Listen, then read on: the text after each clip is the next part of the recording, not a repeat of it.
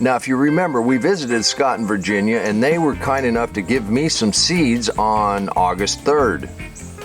Scott had pointed out how hard these seeds are and suggested that we start soaking them before we go ahead and do anything with them to soften them up.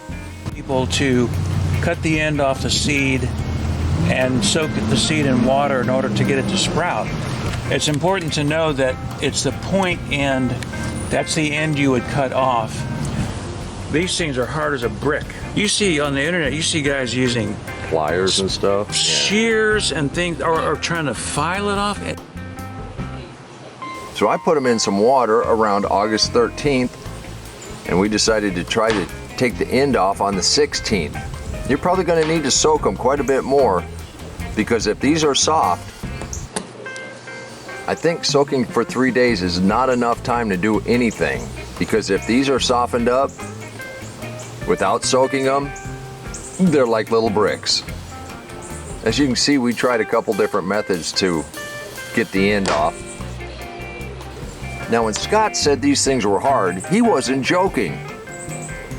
I tried holding it with the big pliers.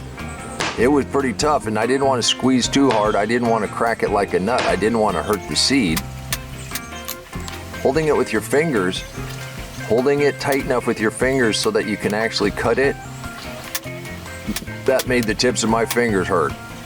These are pretty hard. These are more than pretty hard. Let's see if that's too much.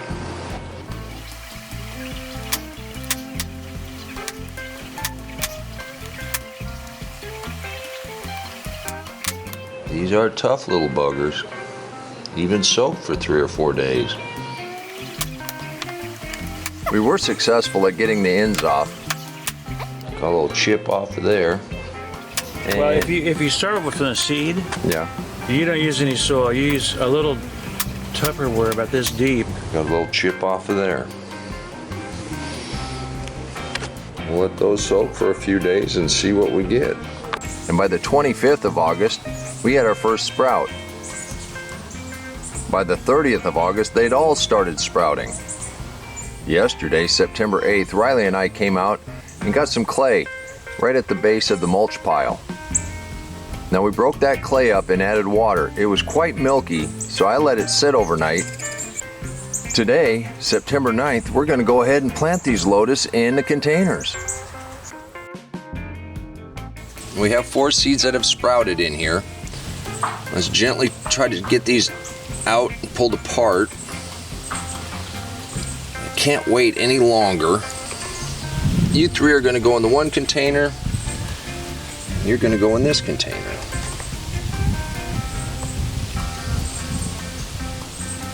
All right, the trick is, from what I understand, you don't really want to bury the seed. You just want the seed sitting on this soil.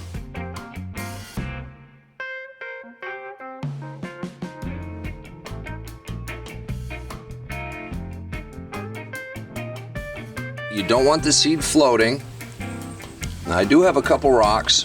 We're going to try this because these seem to be just... This is why I wanted the water to be clearer so I could actually tell. I'm just going to sit this right on the edge of the seed just to make sure it doesn't float up. We're doing this by feel. By tomorrow, this should be cleared up even more than it is now, and I'll have an idea of what we got going on. This one is definitely floating just a little bit. I'm going to set that just barely on there, just enough to keep it in contact with the soil. It should start rooting in the soft clay. And there you go, blushing bride lotus in a container. We'll see what we get. It's late enough in the year, I believe we're going to have to overwinter in the house. I'll bring these back out in the spring and submerge them in a deeper container. Hey, thanks for coming to the garden. Thanks for watching. If you find any of this interesting or helpful, please hit the subscribe button. You wouldn't hurt my feelings if you told a friend. Come on, let's plant. Let's go plant garden.